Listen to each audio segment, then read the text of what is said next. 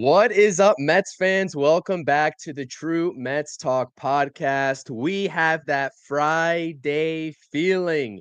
It is a pop-up stream thanks to some breaking news in New York Mets land as David Stearns and the Mets make their very first trade of this MLB trade deadline. We're going to spend the next 15 to 20 minutes, maybe even 25 minutes talking about this move as well as some other rumors surrounding some people on this team and some players. Before we fully get into it, it's Soto squared in New York. Zach, how are you feeling, man? How are you feeling? Feeling great. I mean, as you know, I was big in on Gregory Soto. I put out a mock trade with him earlier in the week for the Mets to get him and Ramon Laureano. Probably means the Mets are not in on Ramon Laureano, considering they didn't get a deal done, a combo deal done. But to get one of my preferred relievers on the market, and someone that I actually outlined in a tweet I put out probably seconds before Andy Martino released the news to the Gregory Soto to the Mets.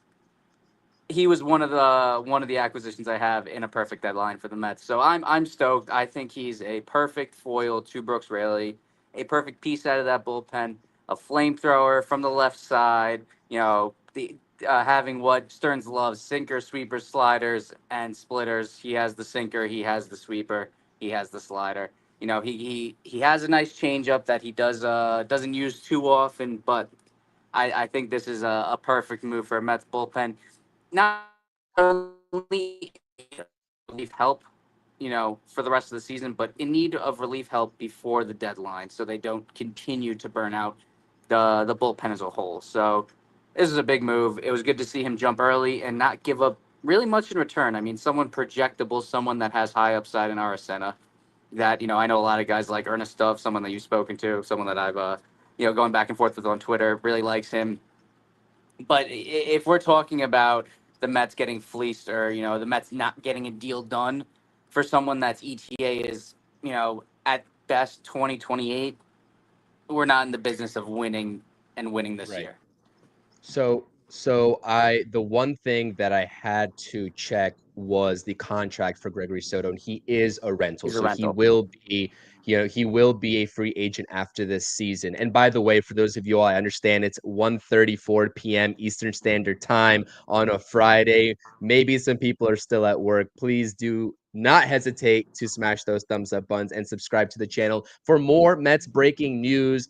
We tried to get this up as soon as the news broke. We did it as fast as humanly possible, given our schedules. So again, make sure to subscribe and hit the thumbs up buttons and drop your thoughts and comments in the live chat. I really am curious to hear what Mets fans have to say about this move, because you are right, Zach. This is a guy that we've talked about, multiple times respectively on the streams and videos that we do. And you've talked about him on your X account. I've seen that plenty of times.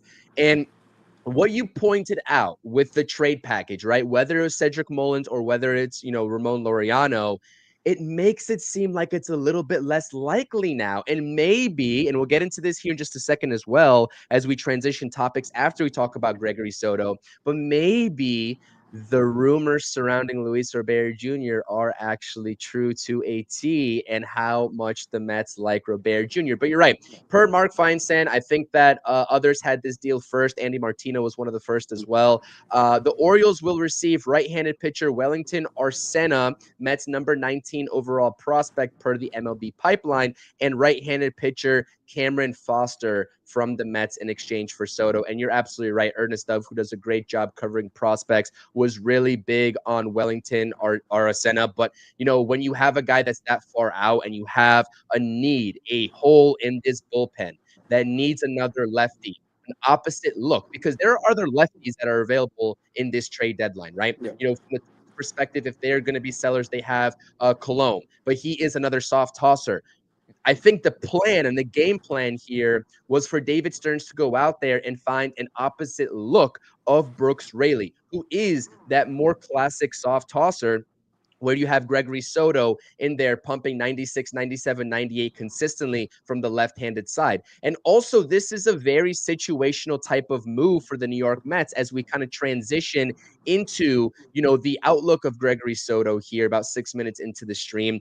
I know that there's going to be fans out there that, that look at the overall numbers, the ERA, it's 3.96 approaching 4, and look at the command issues because let's be honest, he does have command issues. The walk rate has historically been high, even though he has a lot of electricity. It's at 11% this year. But when you take a look at the splits, and this is exactly, I understand that we have the 3 batter minimum now, and that is a huge part of the game. So that kind of takes away from that effect of having a lefty quote unquote specialist. But you still need to have, especially in an NL and an NL East in particular, division where there's a lot of great lefty bats that can hurt you really badly. You need that lefty specialist, and that is Gregory Soto. I think I saw a statistic out there of the splits where opposing lefties are hitting 138 off of Gregory Yeah. Soto. Look for them, and um, that's probably what went into the thought process here in acquiring him. So you can see the Baseball Savant page right here. You can see the overall metrics. I believe Soto was a former Philly. Tiger, correct? Yeah, And former Philly as also well. a former Philly as well. Absolutely, 100%. So I like this move, and this isn't a move that's gonna like 100% wow you, but when you realize and go deep into what you're getting from Gregory Soto, I think that this should excite Mets fans. And more so than that, I think what should excite Mets fans more is that David Stearns is being aggressive. And he took it upon himself on July 25th, when we're 6 days away from the MLB trade deadline, to actually go out there and be aggressive in trading a top 20 prospect to make a move. So you and I have both been in this camp for a long time and believing David Stearns when he still has his doubters in this fan base, which is okay that he's going to trade prospects for win now pieces. Gregory Soto, with the state of this bullpen, is a win now piece. And I couldn't be more thrilled, Zach. Yeah, yeah, I'm thrilled.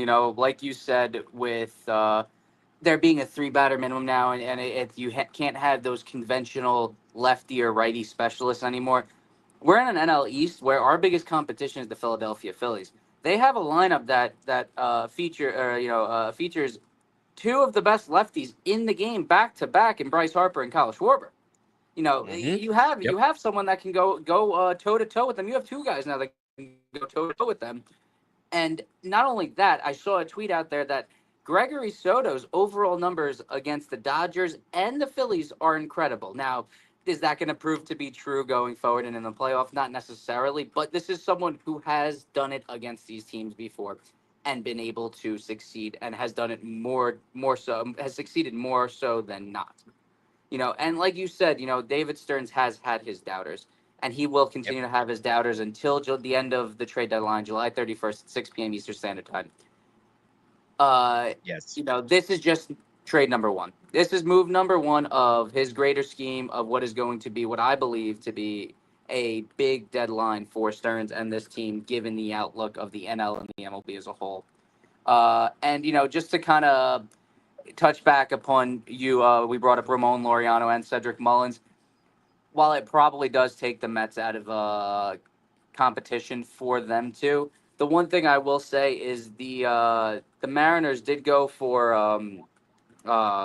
what's his name, the first baseman. I can't drawing a blank. Josh Naylor, but Mhm. are reported that they are still very much so in on Eugenio Suarez. So sometimes getting two separate getting one deal done on its own is easier than combining the two, because you have a need you need to fill now, and then you could try to figure it out later by opening up a position for said player by trading some active players on the team, which is something that apparently the Mets are getting calls about. So I'm sure we'll definitely touch upon that shortly. But all in all, love the move. Great first move.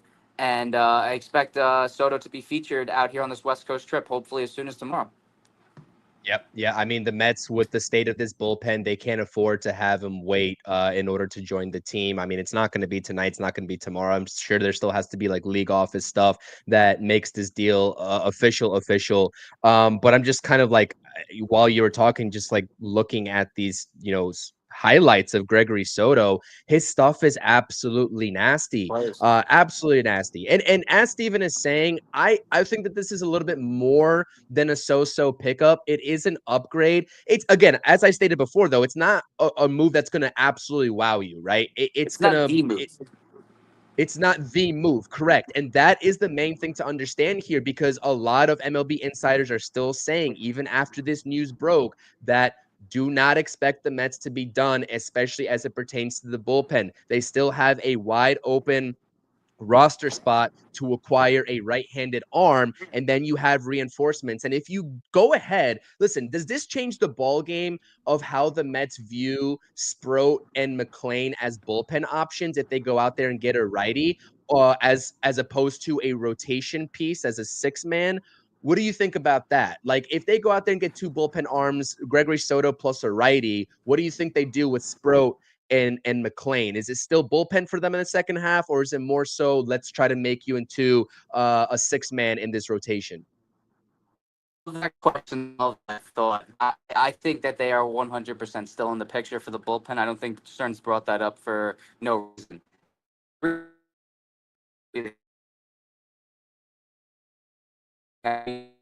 David Bednar, you know,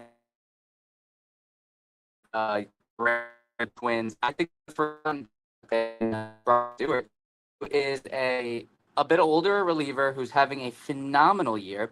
2 years of arbitration left after this year, but with tons of injury concerns. You know, as an injury-plagued career, I think that could be the perfect move for Stearns. A very low cost, high upside move where you can still utilize these young arms in AAA if something happens to Brock Stewart and he, ends up missing time, or you want to give them the shot in.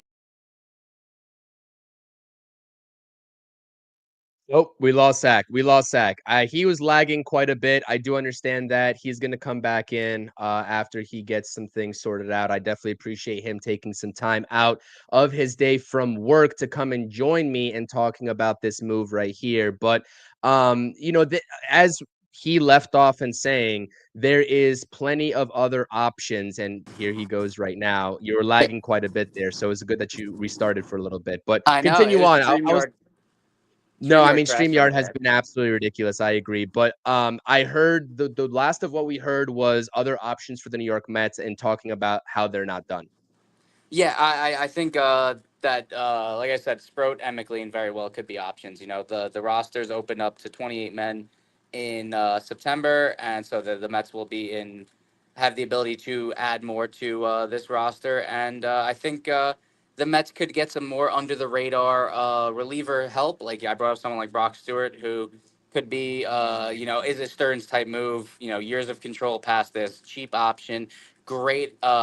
Great savant page, great expected numbers. All the metrics look great, and not only do they look great, but the normal stats, your ERA, your WHIP, reflect that. I think he's someone who would fit this bullpen, as injury concerns, so we'll drive the cost down. But then you have Sproat or McLean to possibly take a spot in case he's injured. So a little bit of news here, a little bit of breaking news that's Oh, not Mets related. And as someone said in the chat here from Robert, I definitely appreciate it. The Yankees are acquiring third baseman Ryan McMahon from the Rockies, and Colorado wow. will receive two prospects. So that about tells you that they are out potentially on the Eugenio Suarez deal. And things just get more interesting on the Eugenio Suarez trade Dominoes front. are Listen, falling. I like Ryan. I like Ryan McMahon. I think he's That's having three a years too little bit of late. a down year to his standards. He's batting 217 with 16 home runs. I mean, clearly the main get there would be Suarez for the Yankees. But as we mentioned in the live stream with you, myself, and Rob yesterday, the Diamondbacks are probably asking for the moon for Suarez. And the Yankees have so limited options of what they can give up. So that's absolutely crazy. I mean, again, McMahon is a Wow. good hitter, but he's no Eugenio Suarez. And so that was kind of funny that we saw the Yankees smoke with Suarez, and it's not going to come to fruition. So, but anyways, that was a little bit of Yankees updates. That news literally just broke right here as Zach was talking. So, but with Soto, again, I mean, you see all these numbers here on your screen. He's got a little bit more of the better upside in terms of the strikeouts, Mhm. right? But you clearly see that blue right in the middle of the Savant page with the walk percentage, and that's something that with a team and a pitching staff and maybe a bullpen, even as of recent, that has been kind of struggling with the walks. That's something that I hope this this staff, Jeremy Hefner is going to be able to help him out with, because if they are able to just tap into that potential of what he's got going on from the left side, he's going to be absolutely nasty. But this has been something. This has been what's been plaguing him in his career is the erraticness and the walks, and that's something that the Mets don't need. So that's the only concern that I think Mets fans have right now. It's not about the stuff; it's more so about the control with Soto. Yeah, no, I agree. I think he'll need some coaching. You know, the lab is gonna have to get to work. He's gonna have to get to work, and Hefner's gonna have to really coach him through some of those issues. And he doesn't need to be, an above average or above league average in terms of his walk percentage or walks per nine. But as long as he can maintain his control to a better degree than what he has, I think we'd be very happy. And that would let some of his better attributes come into play more frequently if he's able to do so. Yeah, yeah, I 100% agree. So that's a little bit of a quick wrap up on the Mets acquiring Gregory Soto. It's Soto to Queens Part 2, one via free agency and one via trade. But we do have a couple of minutes left on this stream. We have about maybe 10 to 15 more minutes or so. If your time allows it, I know you're a busy man, Zach, so I definitely appreciate you being Yeah, here a couple more with minutes. on this stream. Um, as we mentioned, not only from the pitching front, there has been a plethora of insiders that are saying don't expect this to be the Mets' only bullpen move.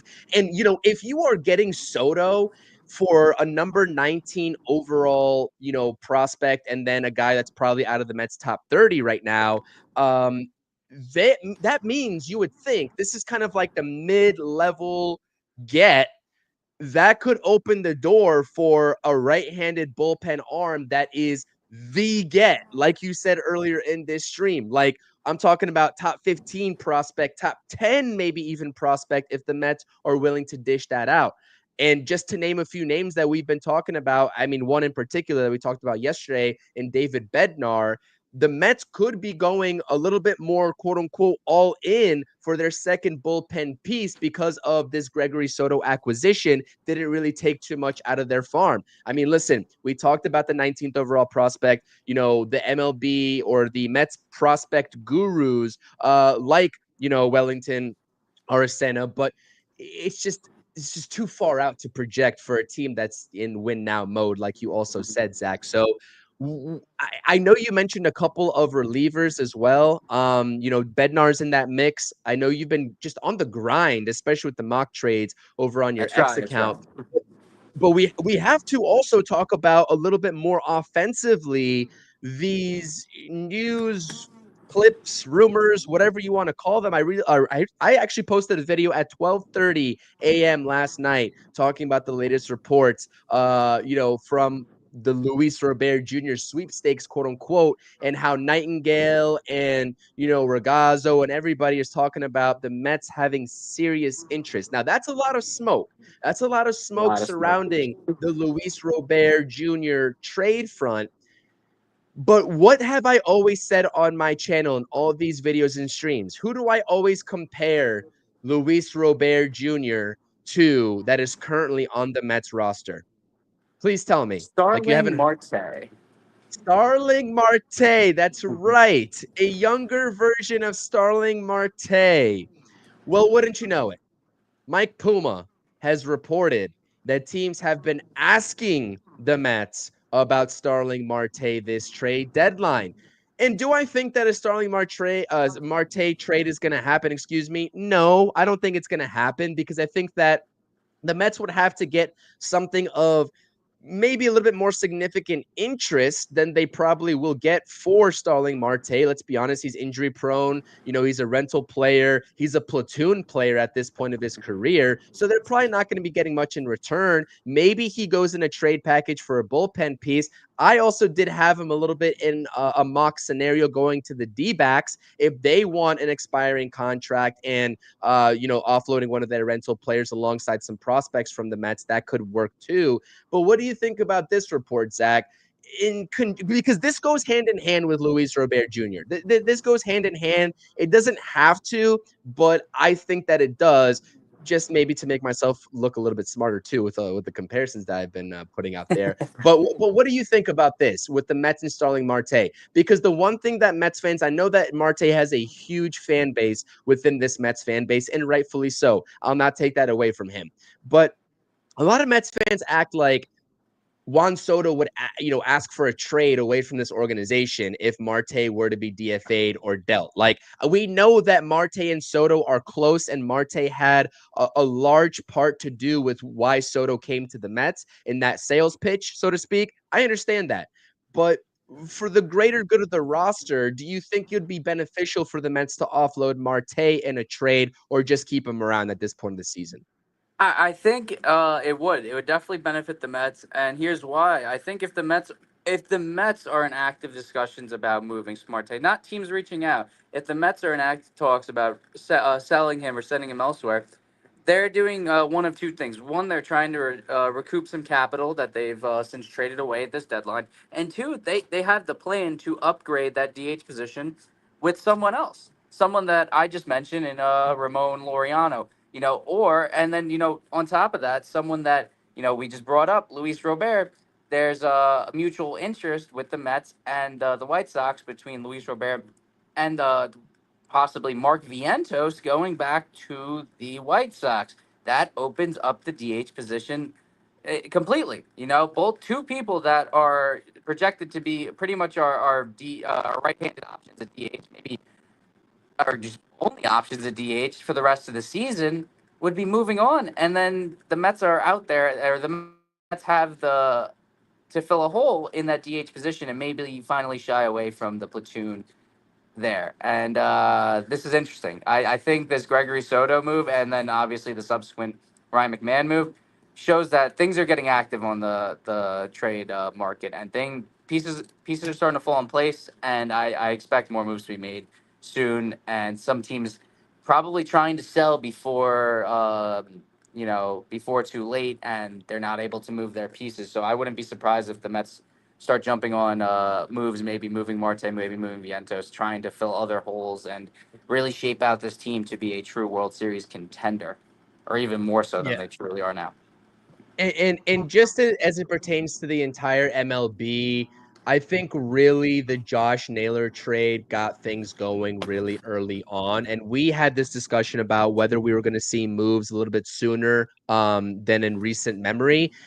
Or was it going to be something where it's going to be 2 to maybe 3 days before the deadline instead of 6 or 7? And so far, it's been 6 or 7. So far, we Mhm. have Josh Naylor. So far, we have Gregory Soto. So far, as of the most recent, we have Ryan McMahon going to the Yankees. And Andy Martino just put out a tweet, the one who actually broke the Gregory Soto news, stating, there will be more relievers coming to Queens. I will be shocked if there aren't. So there you have it from Andy Martino saying something Mets that are we all active. know already. We don't need to hear that from Martino, but it's, I guess, refreshing to hear. And then John Heyman, especially with the Yankees seemingly being out on the Eugenio Suarez sweepstakes, he named the Phillies as another potential fit for Suarez. Um, I think That's that scary. position right now is being manned by Alec Boehm, if I'm not mistaken.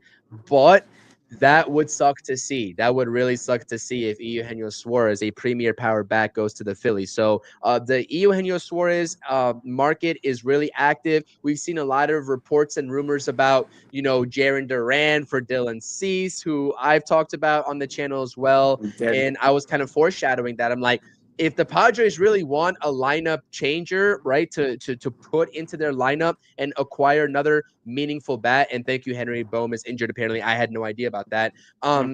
Then Jarren Duran and the uncertainty of him in that organization would make the most sense. And what do you know? The Padres offered Jarren Duran, Ethan Salas, which is one of their premier prospects that's been struggling, but albeit a top prospect, and also one other piece in a deal for Jarren Duran, to which the Boston Red Sox quickly rejected. So it doesn't seem like Jarren Duran is going anywhere, to be honest, because I No. think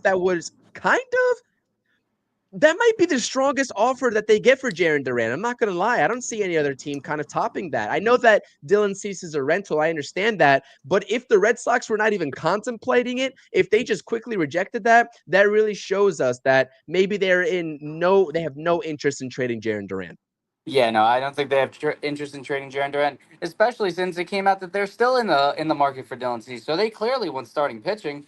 They just don't want to give up Jarren Duran, and it's a bit puzzling considering the way their outfield looks. I mean, they have four outfielders right now, and Jarren Duran kind of looks to be the odd man out. So I don't know why they wouldn't be to at least include him in some sort of trade or three-team trade to maybe better the team right now and fill more holes as opposed to just holding on to a player for whatever sake, just because he's a good player and they don't want to lose him for, whatever reason. So it's a bit puzzling. Obviously you don't want to trade away good players, but when those good players are blocked by better players, you have to move on from them, and it would only make your team better, and it would benefit the player themselves. So interesting there.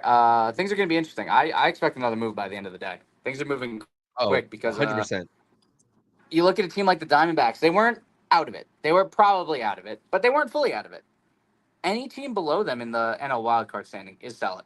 I can tell you that right now. Any team below them in the NL wildcard standings is selling, and I wouldn't. I think there's about five or six teams below them. The Marlins, the Braves, the Nationals, the Pirates.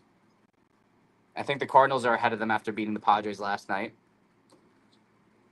And yeah, and obviously the Rockies. So yeah, there's a good bit of teams selling, and teams like the Reds, the Cardinals, and the Padres are also on that, on that seesaw and on that edge, trying to figure out what they're gonna do.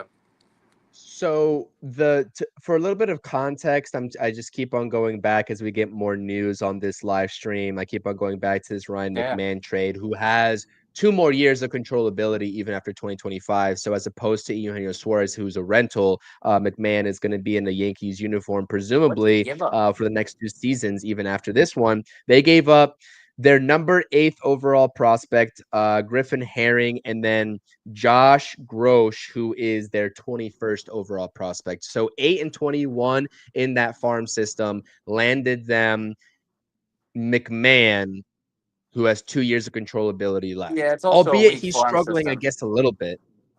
It's What was also a that? weak farm system. The Yankees are in the bottom 10 of Yeah. farm system, so their eight could be another team's 15, or maybe not even in the top 20. So the Yankees have a weak farm system, so you can't take eight means it's a top prospect. It's a top prospect in a depleted farm system. So that's kind of interesting. I know McMahon isn't the best third baseman on the market, but 2 years of control for someone is promising. With still some upside. This is kind of cheap, to be honest. Yeah. What so okay. MLB executive Bernard. Are you aware of that account? Do you know who that account is? Yeah, I see all those MLB scoops, MLB rums, all those. It's like, I don't know. You don't know what they are, if they have actual sources or not, but whatever. Yeah, No, but I've I seen think that MLB. this guy, I think a lot of people, I'm not sure if it's ever been confirmed or not, or maybe that people are just speculating this is the guy's burner, but I don't know who the Orioles GM is, but they're saying that this account is the Orioles GM because they just Really? tweeted out Orioles got a very solid return on rental Gregory Soto, deepens the organization's arm prospects. And then a lot of people are commenting, if you don't say so yourself, I hope so. You made the trade. So I forgot the guy's name from the Orioles. It's actually kind of funny. Let's Isn't look he up newer? Orioles GM. Oh, Mike Elias. He is the executive. He's an executive. He's the VP and GM. of the Orioles. And is he still acting as GM? But anyways, he's people are saying that's him, Mike Elias, which is I funny. think I I heard just thought it was at one funny. point that it was Billy Epler's burner after he got fired by the Mets. So who knows? Billy Epler having a burner would be hilarious. Um, Last point that I wanted to talk about before we close things out on the stream. Victor's stating this: what concerns me is not having Winker and Siri at this time of year. Yeah, I know they're hurt, but they've been a huge letdown. Do you think that the Mets and what they're going to do offensively at this deadline, do you think they're even thinking about these two names right now? Because I would hope they're not. Not in the slightest. But also, I'm just confused about the comment. Why do Winker and Siri confuse you if they've been a letdown and they're hurt? They shouldn't concern you at all. They should be Right. out of your mind completely. I mean, and they're out of the Mets' mind, considering they're looking for a Yeah. center fielder. Siri has no is literally is a zero. That Winker right now. I mean, God knows what you're going to get with him. He's what in his early to mid 30s with a second back injury this season. I have no faith that he's going to be provide anything for this team coming down the stretch, especially in this time. The Mets past the deadline, Winker will play no factor in this team down the stretch because that will be your. Yeah, I think you're breaking up a little bit, but I do understand exactly what you said. Even still, Winker is let's be honest, there was a reason why he only got a 1-year deal with the Mets as it pertains to Victor's comment here in the chat. He's going to be a free agent at the end of the season. I think that with the way that the Mets are shaping up to be roster-wise and looking roster-wise, that they cannot afford to just be thinking about Winker and Siri, who are on the IL right now. They need to make this roster better at all costs. And if that is by acquiring a player like Luis Robert Jr. that they have identified that they will take a chance on, then so be it. Even if it conflicts with some of those guys that will be coming back, you think about that in the future. You think about that in the future. So listen, really good live stream. I definitely appreciate it, Zach. Thank you so much for taking that, some time out of your workday here to talk about this Gregory Soto news. Again, for those of y'all who just tuned in to this live stream, we did have breaking news just within the past hour of the Orioles and the Mets striking a deal to make Queens Juan Soto, or I guess Soto squared with Juan Soto and Gregory Soto, both free agency and trade. We have two Sotos on this team right now, which is awesome because I do really enjoy everything that Gregory Soto possesses as a left-handed option, a second left-handed option in this bullpen. And we also, if you want to rewind some of this stream, go back and look at some of the stats that we talked about with Gregory Soto, as well as some other relievers, because there will be more relievers coming to the New York Oh yeah. Mets. Make no mistake about that. And if there aren't, then you can blame Andy Martino and not us. But for us, that's going to do it here on the live stream. I do have a video that will be releasing probably later today, especially given this live stream. I'll push it back a little bit. Maybe we'll say early evening, 6 o'clock, somewhere around there. Make sure to tune into that. We do have a pivotal West Coast trip Oh coming yeah. up tonight. Just because it's West Coast, just because it's a late start time, doesn't mean it's not important. We've got 3 against the San Francisco Giants and then 3 with the San Diego Padres before coming back to Queens and playing 3 more with the Giants. So 6 of the next 9 games will be against the San Francisco Giants, and the pitching matchup tonight is going to be as such. It's Clay Holmes versus Logan Webb. This is an important trip for the Mets to maintain pace. Don't falter, especially against teams that are looking up at you and the Phillies, because this division is so close. But again, Mets play tonight. Late start time. We might be live for a post game. If we can stay Yeah. up and muster the strength to be live, after this West Coast game, Zach and I will be on your screen. But if that doesn't happen, we'll see you tomorrow. And as always, to get notified on pop up live streams like this one or videos being released on the channel, hit the notifications buttons, hit the subscribe buttons, and hit the thumbs up buttons. Comment your thoughts and opinions. Definitely appreciate it. See you all later. David Stearns being aggressive. Let's go Mets. Let's go Mets.